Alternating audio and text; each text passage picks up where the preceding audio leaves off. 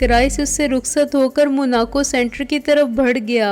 शहरी इसे शीशे के दरवाजे से अंदर जाता हुआ देखती रही। उसके जाने के बाद वो तन्हा हो गई थी और तन्हाई अपने साथ खौफ का आसेब भी लाया करती है। फिर अचानक योरोहाशी थिएटर का शो खत्म हुआ और लोगों की एक भीड़ इस थिएटर से बाहर आ गई। शहरी इस भीड़ के दरमियान फंसकर रह गई थी। लोग इससे टकराते और माजरत करते हुए आगे बढ़ते रहे और वो इस रेले की जद में आकर अपने हवास खो बैठी थी। उसने जोर जोर से क्राइस को आवाजें दी, लेकिन वहाँ उसकी तरफ तवज्जो देने वाला कोई नहीं था।